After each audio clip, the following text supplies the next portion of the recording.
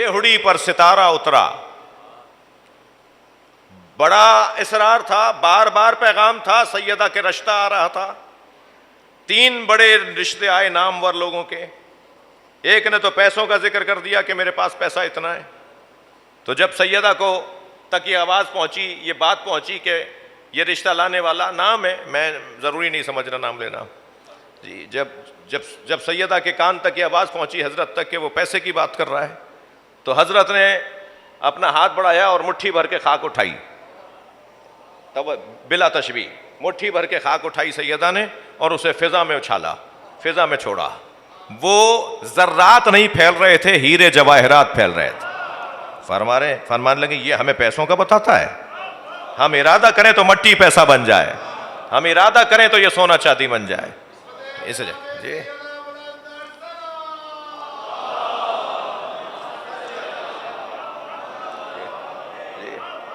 صلوات بر محمد و آل محمد.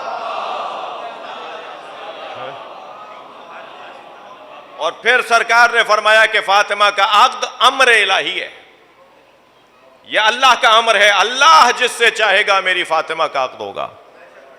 پھر وہی آئی ہے میرے نبی نے, کہہ دو کہ جس جگہ ستارہ اترے گا وہی فاطمہ کا شوہر ہوگا, اسی کا رشتہ فاطمہ کے ساتھ ہوگا.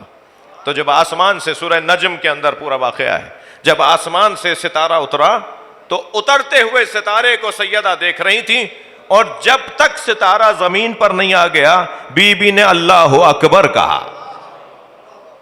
بس جتنی مرتبہ اللہ اکبر جناب زہرا نے فرمایا اور ستارہ اترا, وہاں بی بی نے اپنی تسبیح بدلی اور الحمدللہ کہنا شروع کیا.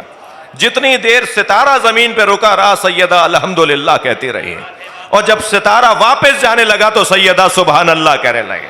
صلوات پڑھ لیں محمد و آل محمد. صلوات بر محمد و آل محمد.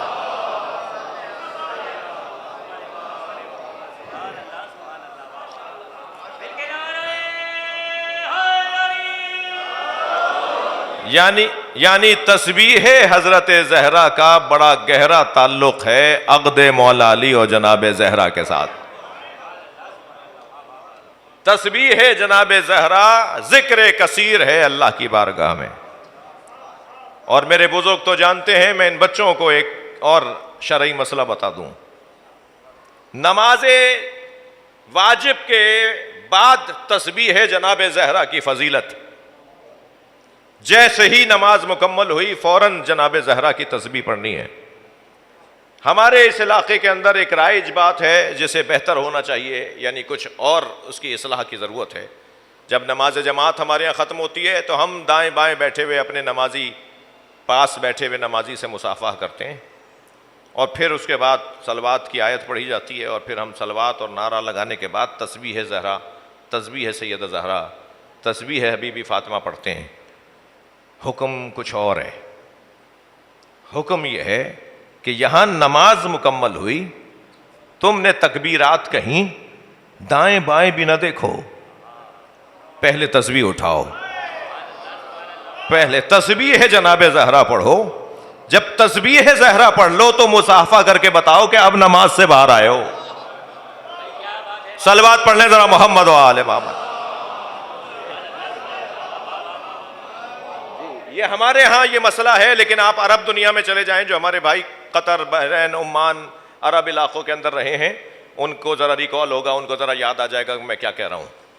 وہاں والے لوگ, عراق والے لوگ تسبیح پڑھے بغیر مصافحہ نہیں کرتے, تسبیح پڑھ کر پھر مصافحہ کرتے ہیں. وہ کہتے ہیں اتنی دیر بھی نہ ہو جائے اس عبادت میں, نماز کے ساتھ تسبیح جناب زہرا کا تعلق اتنا گہرا ہے, بلا فاصلہ تسبیح پڑھی جائے. ایک جملہ ہدیہ کروں, ذکر اللہ کا ہے مگر بطفیل فاطمہ زہرا. یعنی ہم, اب میرا کبھی کبھی حالت میری خراب ہو رہی ہوتی ہے جب کوئی بی بی کے ساتھ کسی کا مقایسہ کرتا ہے.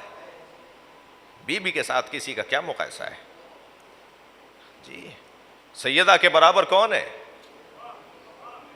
کہاں جا رہے ہو کسی اور پر سوچنے کے لیے؟ جب ان کی بات ہو تو ان کی کرنا, جب سیدہ کی بات ختم ہو جائے تو ان کی کرنا. سیدہ کی بات کے ساتھ کسی اور کی کیا بات جی. جس کے آنے پہ نبی کھڑے ہو جائیں, ہاتھوں کا بوسہ دیں, اپنی جگہ بٹھائیں, جسے دیکھ کر کہتے ہوں کہ میں فاطمہ کو دیکھ کر تبلیغ دین میں حوصلہ پاتا ہوں.